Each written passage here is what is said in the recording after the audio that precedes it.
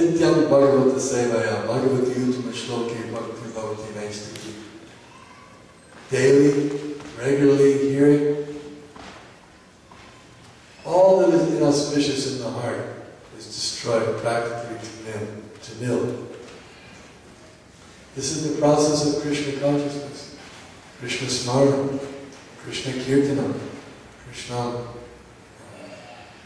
Shravanam, Kirtanam, Smaranam, Vishnu, Padaseva. This is the process. This is what human life is meant for. Human life is meant to re-establish our relationship with Krishna. We have forgotten who we are.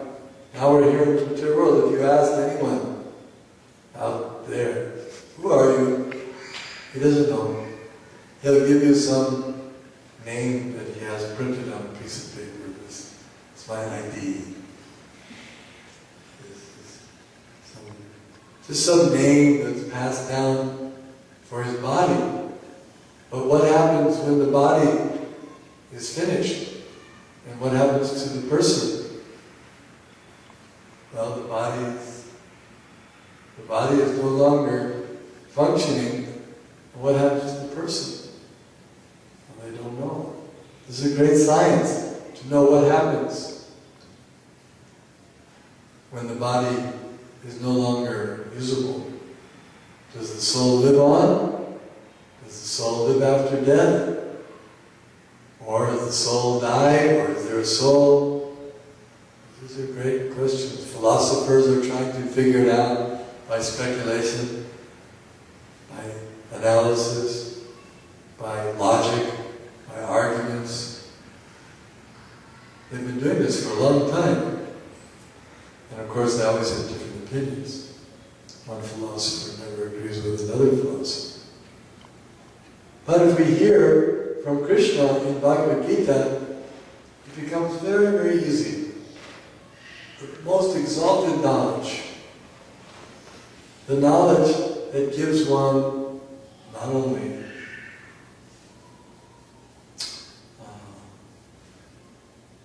is it the supreme, most confidential knowledge above all else, but it also has many benefits. Because when one has this knowledge, then he gets peace of mind, he becomes very happy. Brahmabhuta prasanatma, nashochati nakamchati, samak sarveshu bhuteshu madbhaktim navade param. This knowledge is the king of all education, Rajaguya. Rajavidya, Rajaguyam, Pavitra Vidam Uttamam. It's the purest, the most secret of all secrets. Rajavidya, Rajaguyam, Pavitra Vidam Uttamam. Pratyaksha Bhagavam Nargam. It is the perfection of religion, and it is joyfully performed. So,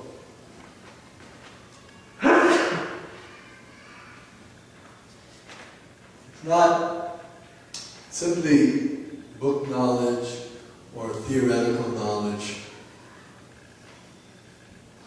It's actually very essential for us to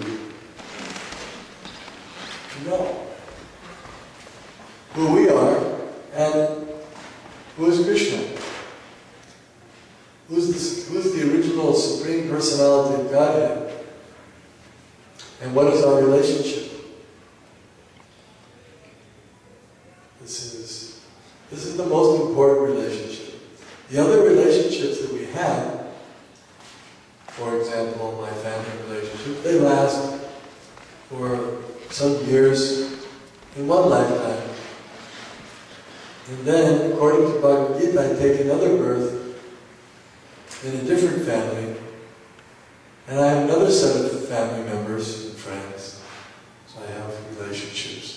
And then I change again, another body, another set of relatives, another friends.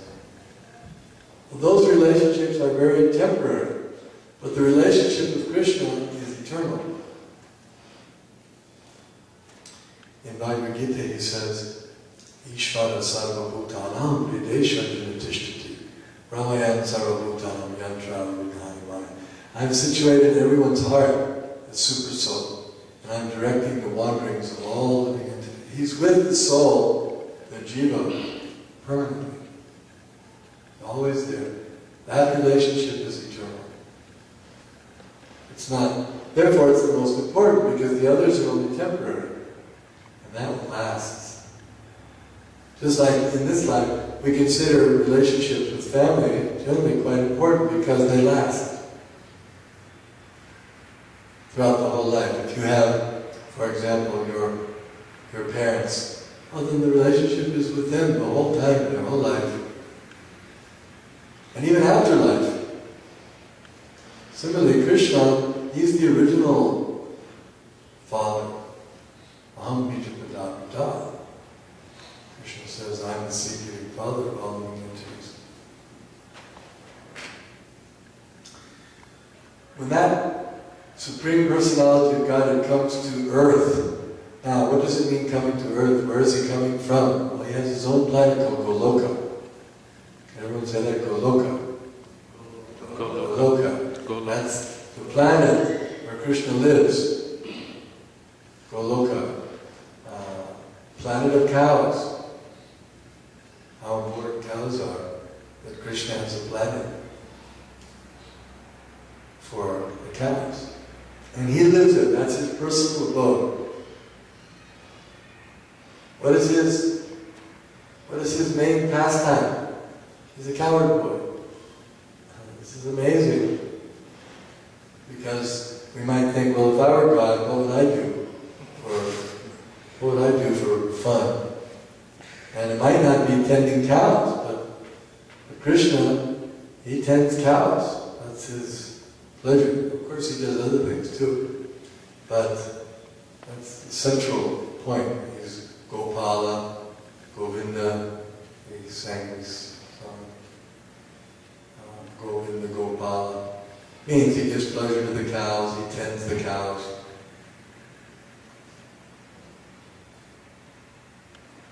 Even another name for Krishna is Gopinath. Means he's the master of the gopis. But what are the gopis? They're cowherd girls. They also take care of cows. So Krishna's favorite animals are the cows, and his favorite humans are those who take care of cows, like the gopis or the gopas. Gopas means the cowherd boys and cowherd men. And the gopis, they also take care of cows. They churn the milk, they milk the cows. Krishna likes cows. There must be something wonderful about cows. What are the wonderful things about cows? Well, one wonderful thing about cows is they give milk. And Krishna likes milk. Krishna likes milk. Not only milk, but all kinds of milk products. He likes milk, and he likes sweet rice, which is made with milk, curd, cheese, yogurt, butter, ghee, all these preparations. Why do we use milk? Because Krishna likes it. And what difference does that make? Well, before we eat any food, we offer it first to Krishna. Everything should be offered first to Krishna for his pleasure. After all, he is the Supreme. Just like you can imagine, if you were living in a kingdom and someone came from another country far away, and they said, I have some gifts for your kingdom. What would you do? You wouldn't say, yeah, okay, give them right to me. I'll take them. You wouldn't do that. You'd say, oh, let's come, I'll take you to our king. Wouldn't you do that? It'd be very dangerous to take them on. Also very proud. Oh, okay, I'm the most important. No, you would take them to the king. Similarly, if there is a king of all existence, then it means everything should be offered to that king. And that is Krishna. Ishvara Parama Krishna Satchidananda Vigraham Anadi Govinda Sarva Karna Karna. He is the cause of all causes. He is the controller amongst above other controllers. Shiva Varinchinuta, even Brahma worships Krishna. And Shiva, they accept his superiority. It's not like there's some fighting going on, competition between Krishna and Shiva or Brahma. No. It's clear, they all know he's the supreme. Therefore, all the food that we eat should be first offered to Krishna for his pleasure. We cook in a particular way because Krishna likes that. Different types of preparations. We've learned from the spiritual master that Krishna likes to eat these types of preparations. Luchi chini sarapuri ladurasa bali sarapura karpula keli kira shumbasara. So many different preparations that Yashoda is cooking for Krishna. And Radharani, she's most famous cook. She's the best cook. She was given the blessing by Durvasa Muni to be the best cook. That everything she would cook would taste just like transcendental nectar. And because of that, Yashoda, Krishna's mother, she always invites Radharani to come and cook for Krishna. These are the activities that are going on in the spiritual world. But when Krishna comes to the earth from the spiritual world, what happens? Does he come alone? When a king travels someplace on a state visit, does he go alone? Just, walking along the road. Well, there's the king. He's walking. Maybe he's hitchhiking. Give him a ride. No. The king goes. He's riding on big chariots, and he's got drivers, and he's got an army, soldiers, and his queen, and his ministers, and the horses are all garbed in golden, and the warriors, the commanders are all wearing gold crowns, and the king is all dressed. He's being fanned, and incense is burning, and they're trumpeting. The king is coming, the king is coming. Elephants. It's a whole big thing. When the king goes to this. Of course, we don't have kings. We have our version. We have one of those motorcade, all the police cars and everything going in front. Have you seen? Something silver. And he's driving in a nice president or something. That's a kind of a modern version of the king. And the king, that's a small little inkling of what, when the Lord, the Supreme Lord, the King of all kings, when he comes, how great it is.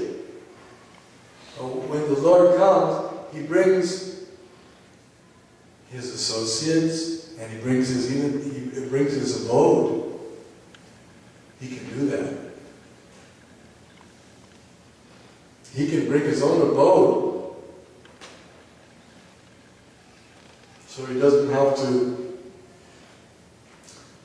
even have to touch this contaminated material world. The material world is contaminated. Of course, for Krishna, nothing contaminates him, but still, for his transcendental pleasure, he prefers to sport in his own abode and have pastimes with his own associates, with his eternal transcendental associates. These are the purest persons, so they come with him. That's why it's so nice. If you go back to home, back to Godhead, it doesn't mean that you're packed up there and you can't get out like a prison. No. If you're one of Krishna's exalted associates, then Krishna may give you the opportunity. I'm going on a tour. Would you like to come? Everyone wants to go with Krishna. Yes. So they get to go, and some of them become coward boys. Krita Punja. Some of them get to become coward boyfriends of Krishna, play in the fields with him. Some of them become gopis, some of them become cows, and they sport with Krishna. They perform different leelas.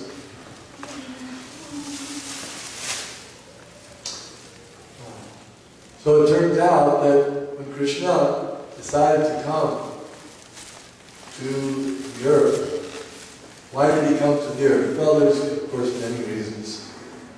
But one of the reasons is that Bhumi, the goddess of the earth planet, the deity of the earth, she felt overburdened by the too many demons on the earth. Kamsa, Denuka, Arista, Jarasandha, so many, the list goes on, Baka, Trinavarta, Agha, Putana, Pralamba, Mushtika, Chanura, Sala, Shalva,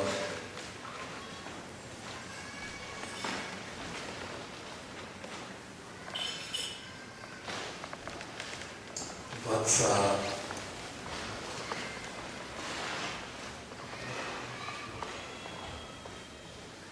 Shakatasura, Bhaumasura, many demons they had taken earth. And the whole earth was overburdened. And so, just like, for example, let's say, to give some example, let's say some of the biggest criminals in the world, and there's some big criminals, right, in the earth. But all the big criminals decided to make Kansas City the headquarters. Start moving in, buying up things, taking over places, setting up their lives to approach Krishna. And anyway, Krishna said, all right, I will come down and take care of all these demons.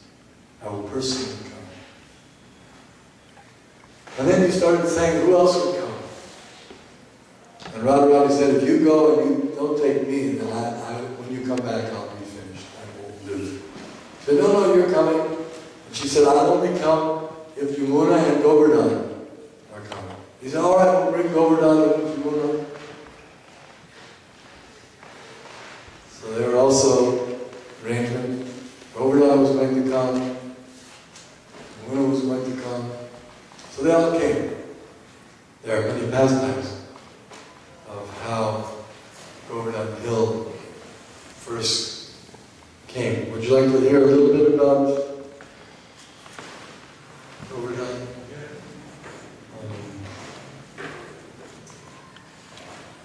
We're reading from the Garga Samhita. The chapter is entitled The Birth of Govardhan.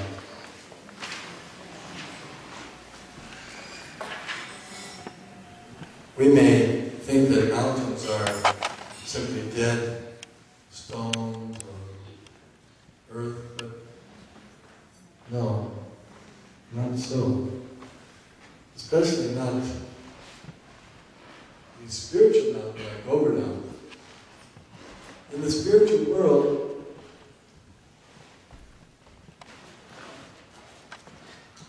Nothing is material. Everything is spiritual. Everything is fully conscious. Just like here in this room, all the human beings are conscious. If I call someone's name, they'll reply.